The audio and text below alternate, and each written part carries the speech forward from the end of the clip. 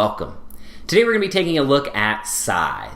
It's a 1 to 5 player asymmetrical area control action selection game where we take the role of leaders of different factions in an alternate history 1920s Eastern Europa, trying to conquer territory, to enlist recruits, to produce resources and workers, build structures, and deploy mechs, trying to become the richest and most powerful faction.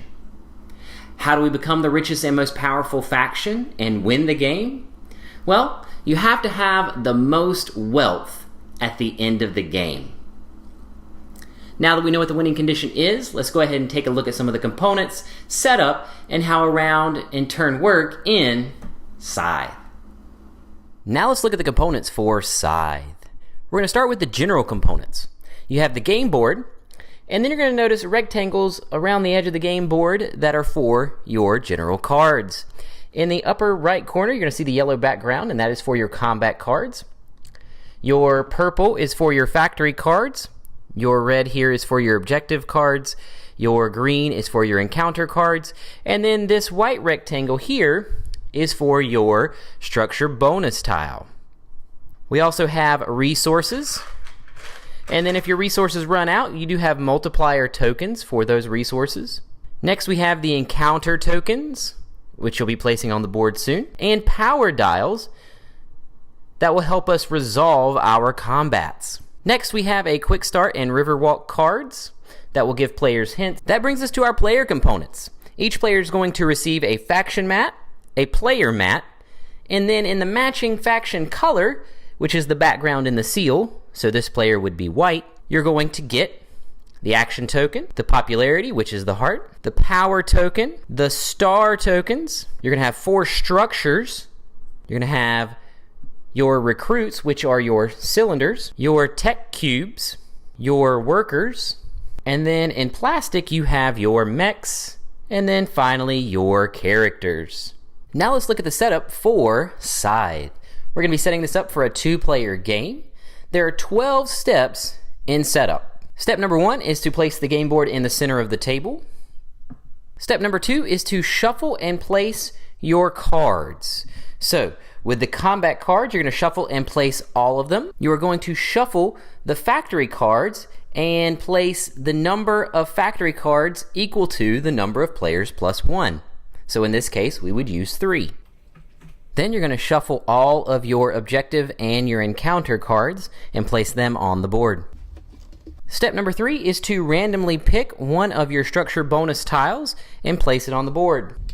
Step number 4 is to place your encounter tokens on any location that has an encounter indicated. Step 5 is to make resource and money pools. So you're going to put your resources and money next to the board. Step number 6 is the faction selection. You're going to shuffle and deal 1 faction mat and 1 player mat to each player. Then those players are going to sit near their starting location. Step number 7, you're going to give the players the tokens, characters, and mechs of their color. Step 8 is to set up your player and faction mat. So starting from bottom to the top, the very bottom you're going to have your circles that are for your recruits. Then above that, you have your structures, you have your technology cubes, and then you have your workers.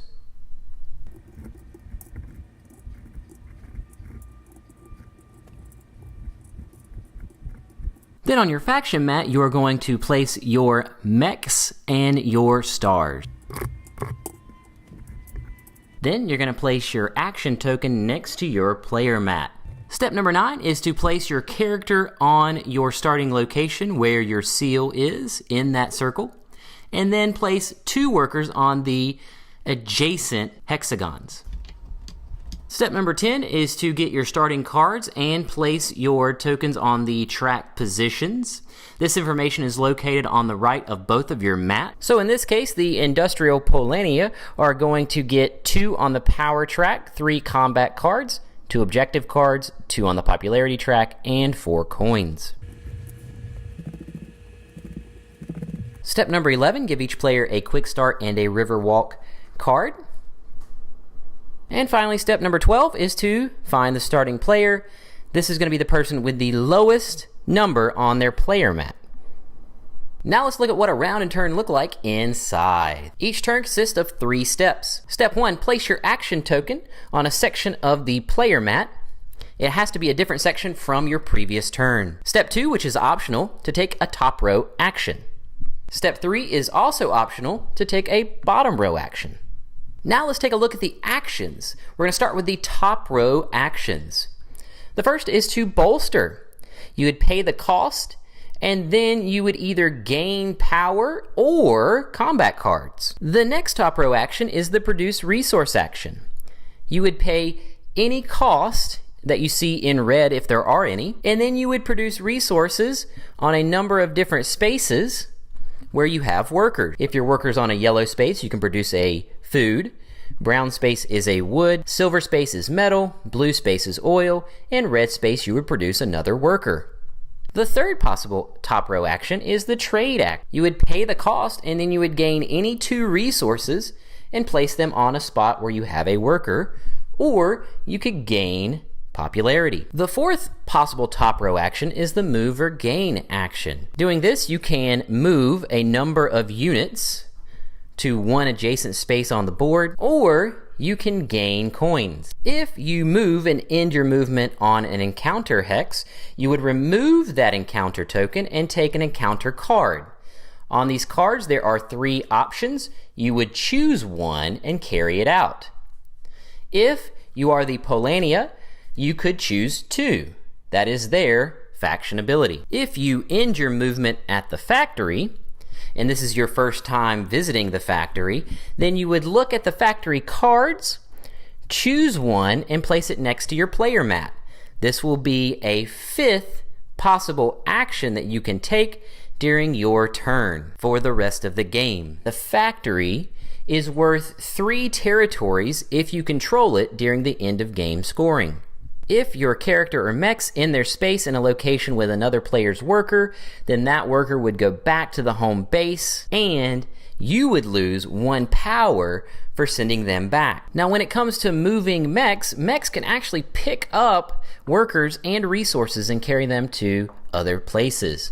Also, mechs and characters can cross water if it's on their river walk ability. So if the river walk ability has been revealed, then they can start walking across to the other hexes. The specific hexes they can walk across to are listed on your river walk cards.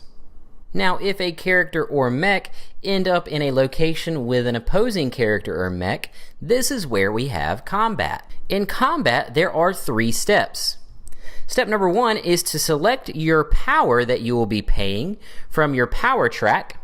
This is the reason why 7 is highlighted in red, because you can only choose up to 7 to pay from that track. You're also going to secretly choose combat cards if you want to.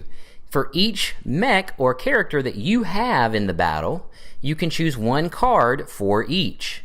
When you choose that card, you'd put it face down along with your dial. Step 2 is to now reveal the dial and your combat cards if you chose any. Players will reveal these simultaneously, and that brings us into step 3, which is to resolve the combat. Whoever has the highest total is the winner and gains control of the territory and any resources on the territory. Also, the winner is going to put one of their stars in the combat section of the star track. There are 2 combat sections, so you get a star for each of your first 2 victories in battle. After that, you do not get any more stars for battle. The loser of the combat will retreat to their home base, and if they used a power greater than or equal to 1, they will gain a combat card. Also, move your power down, the number of power you chose to pay, and also discard your combat cards that you used. Now let's look at the bottom row actions. First, we'll look at the upgrade. The upgrade that has the gears on it.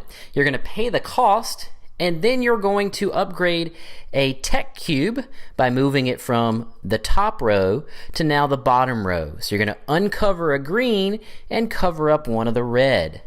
This will upgrade a top row action and lower the cost of a bottom row action. Once you've done all 6 of the upgrades, you can place one of your stars on the upgrade section of the star track. The second bottom row action is the deploy mech action.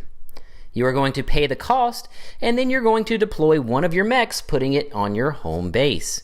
When you do this, it will uncover an ability for your mech and character to have for the rest of the game. Once you've deployed all 4 of your mechs, you can then place a star in the mech section of your star track. The third type of bottom row action is the structure action.